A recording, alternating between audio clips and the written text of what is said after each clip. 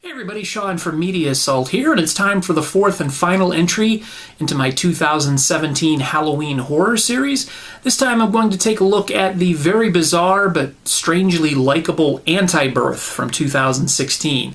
This is a film that was directed by Danny Perez, and I believe this is the first film that he's directed. He also wrote it. It stars Natasha Lyonne as Lou, Chloe Sevigny as Sadie, Chris Webber as Gabriel, and Meg Tilly as Lorna. And it is a highly unconventional film. I'm going to throw out some adjectives that I would use to describe this film, and if any of them strike your fancy and you may want to see a horror film that can be described in any of these in any fashion by these words, you may want to just stop the video and go see Antibirth yourself. But I would call it experimental, trashy, Cronenberg-esque, intellectual, gross, psychedelic, drugged out, wasted, kind of a fever dream, and definitely unconventional. I'll give you a brief description of the plot. I definitely don't want to give anything away, but this takes place in a remote town somewhere, and I'm not sure if they ever say where, but it is definitely somewhere where it snows all the time. Very cold, so I'm thinking maybe upper Midwest, north, like Minnesota or something. I'm not sure. But anyway, there is a woman named Lou, and she's played by Natasha Lyonne. Her and her friend Sadie, played by Chloe Sevigny, they are at a party at an abandoned warehouse, and Lou gets taken away by someone for a brief amount of time, or what appears to be a brief amount of time. And the next morning, when the two are kind of discussing what happened the previous evening, it seems that Lou is showing symptoms of being pregnant, and she doesn't feel well. She's sick. Something's wrong with her. She tries to brush it off because she hasn't had sex in 6 months. She can't possibly be pregnant. But it's definitely, as the days go by, something has happened to her. And whether she's pregnant or just sick or possessed or something has definitely happened to her. And Antibirth will deliver the totally unexpected conclusion to what happened to her at the very end. It's a highly entertaining ending to a rather strange film. Antibirth fits into the horror subgenre of body horror, which is usually not something that I find myself enjoying. David Cronenberg makes movies that most of the time I don't find appealing. I did like The Fly, and there are other films that he's done that I've really enjoyed. The Fly is the one that immediately comes to mind.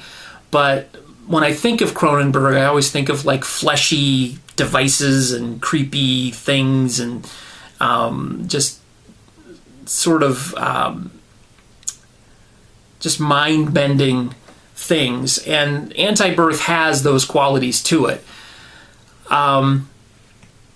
It's also got this stoner character, and these stoner characters, I should say, that kind of give it an anti-hero appeal. Lou is not somebody that I would want to hang around with, even though I found her strangely likable in the film. All she wants to do is get high and eat junk food. She's always looking for the next high or the next opportunity to make some money so she can get high.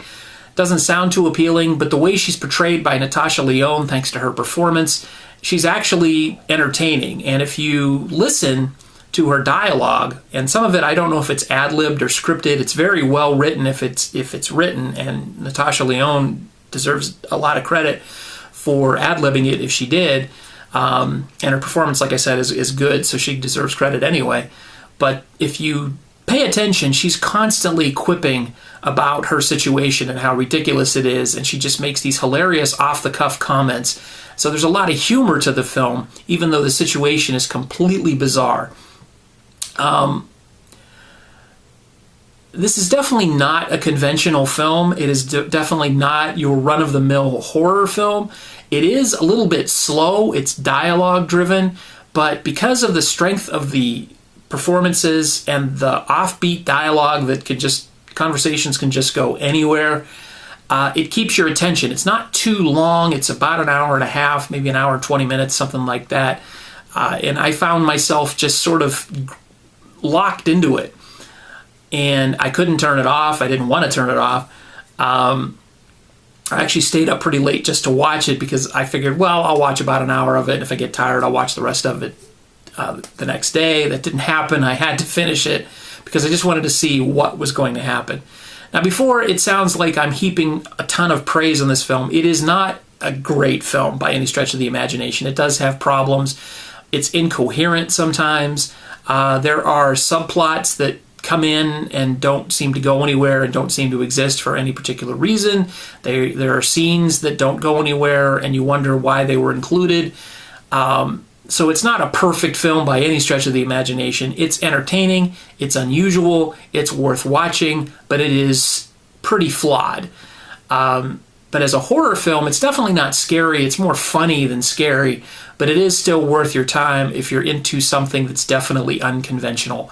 So I definitely would recommend seeing Antibirth if that's the type of film you want to see. But on my regular scale, I was going to give it a 6.5 out of 10. I liked it, didn't love it, would recommend it with a few reservations. So there you go. That's my review of Antibirth, the fourth and final film in my 2017 Halloween horror series. I hope you enjoyed it this year. I always enjoy doing these. I always try to find films that are both old that I haven't seen and new that I usually probably wouldn't watch if I was just looking for a movie to just watch on my own, so it kind of challenges me a little bit. And this year, I have to say, all four films I thought were very entertaining and worth watching. So go back and watch my previous entries, which are Dementia 13, The Black Coat's Daughter, and Pumpkinhead. And I hope you enjoyed this one. Look forward to some more videos from me coming up more regularly. I've actually got a camera set up now that I can actually deliver videos on a more regular basis than just yapping into my webcam when I get the opportunity. So that'll help smooth things along pretty well. So thanks again for watching, everybody. As always, feel free to rate, comment, and subscribe if you haven't done so already. Thanks again for watching. Take it easy.